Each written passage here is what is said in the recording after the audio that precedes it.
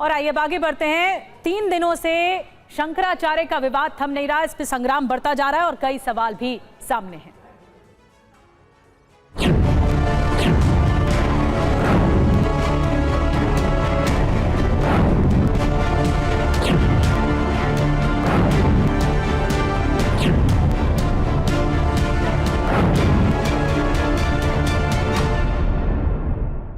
और आपको बता दें कि शंकराचार्य अवि मुक्तेश्वरानंद विवाद में एक बहुत बड़ी खबर है। अवि मुक्तेश्वरानंद के शिविर पर एक और नोटिस जारी हुआ है, एक और नोटिस चस्पा कर दिया गया है। मेला प्राधिकरण की भूमि आवंटन रद्द करने की चेतावनी जारी हुई है। हमेशा के लिए मेला में प्रवेश वर्जित करने की धमकी भी दी गई है। दूसरे नोटिस में भी शंकराचार्य होने पर सवाल खड़े किए गए, तो उनके शिविर पर नोटिस चस्पा है। और इस बीच शंकराचार्य की तरफ से प्रयागराज मेला प्राधिकरण के नोटिस का जवाब दे दिया गया है। आपको बता दें कि नोटिस में क्या कुछ कहा गया है। दरअसल शंकराचार्य के स्वरूप के अनुयायियों को पीटा गया, ये कहा गया। दंडी सन्यासी वेदपाठी शिष्यों की चोटी खींची गई, पिटाई करके शिष्यों को शंकराचार्य से अलग कर दिया गया। सादी वर्दी में हथियारबंद पुलिस वालों ने पालकी को घसीटा, शंकराचार्य के साथ अपराधियों जैसा व्यवहार किया गया। शंकराचार्य की परेड करा के उपहास मजाक बनाया गया। ढलान पर पालकी खड़ी थी जिससे नदी में गिर जाए और शंकराचार्य की हत्या का घृणित प्रयास किया गया है, ये भी इसमें कहा गया है अपने जवाब में। फर्जी केस बनाने के लिए पुलिस बल का दुरुपयोग किया गया।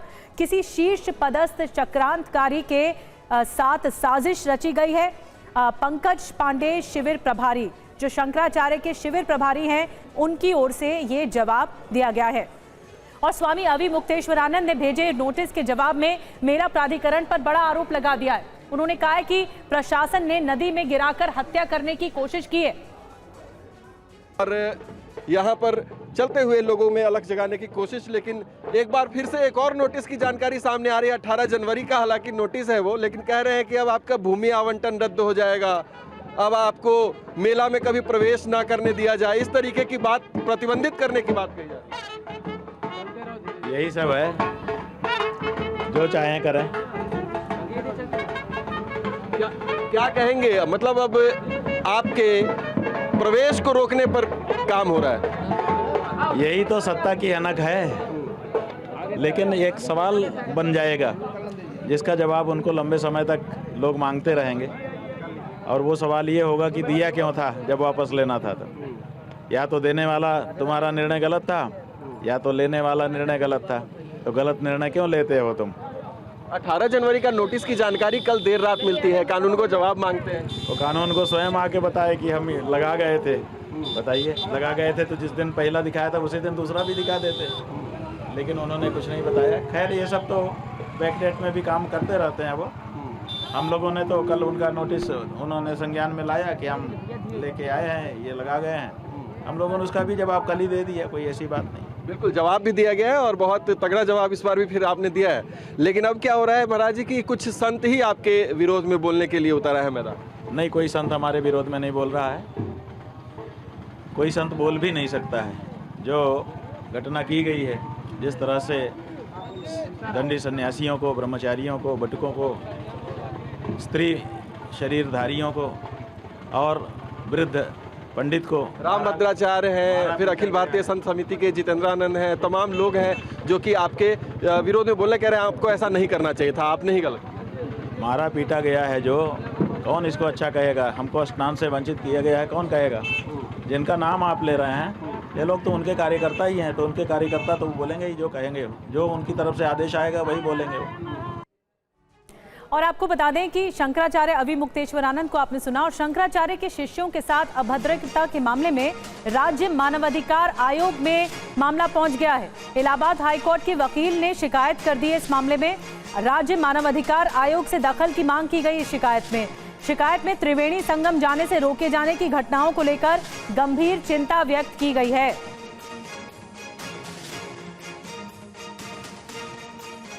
अब हम आपको जवाब बताने जा रहे हैं। प्रयागराज मेला प्राधिकरण की तरफ से शंकराचार्य को लेकर जो सवाल पूछे गए थे उसका करारा जवाब शिविर प्रभारी ने दिया है। अब आपको बताते हैं ये जवाब क्या था। जहां तक शंकराचार्य पद के उल्लेख की बात है, वो आप जैसे प्रशासनिक अधिकारी न ही करें तो अच्छा है।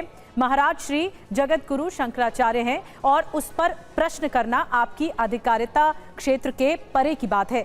आप मूलभूत मानवाधिकारों के अपहरण की धमकी देकर धार्मिक कामों में खलल डालने का आतंक पैदा कर रहे हैं। उसके लिए आप सभी को जिम्मेदार माना जाएगा और उसके लिए आप सभी को भारी मूल्य क्षति पूर्ति चुकानी पड़ेगी।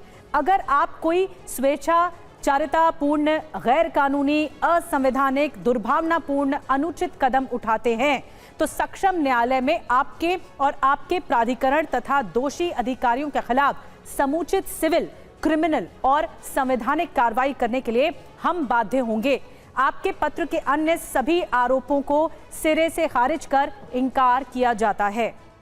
तो ये जवाब दिया गया है शंकराचार्य अविमुक्तेश्वरानंद की ओर से, जो प्रभारी वहां पे है। वहीं वसंत पंचमी स्नान को लेकर स्वामी अविमुक्तेश्वरानंद ने क्या कहा है, ये भी आपको बता देते हैं। कल बड़ा स्नान है, कल का स्नान आप करेंगे, करने के लिए जाएंगे, क्या योजना है आपकी? बात यह है कि मौनी अमावस्या को हम स्नान के लिए अपने शिविर से निकले थे। अभी मौनी अमावस्या का स्नान हुआ नहीं तो पंचमी का कहाँ से हो जाएगा। पहले मौनी अमावस्या का स्नान जो ड्यू है, जिसके लिए हम अपने शिविर से अभी तक निकले हैं और अभी वापस नहीं गए हैं, पहले वो तो हो, उसके बाद तब दूसरे स्नान की चर्चा आएगी। यानी पहला स्नान आप मौनी अमावस्या का पूर्ण करेंगे, उसके बाद ही बसंत पंचमी का स्नान की? स्वाभाविक है, बिना मौनी अमावस्या को पार किए बसंत पंचमी आ सकती है? आ ही नहीं सकती है। अभी हम अपने शिविर से निकले हैं मौनी अमावस्या का स्नान करने के लिए, अभी तक वो पूरा ही नहीं हुआ तो पंचमी कहाँ से आएगी। हमारी सुई तो अभी मौनी अमावस्या में अटकी हुई है। इसलिए जब भी होगा मौनी अमावस्या का स्नान हमारा होगा, उसके बाद ही फिर दूसरे स्नान हो पाएंगे।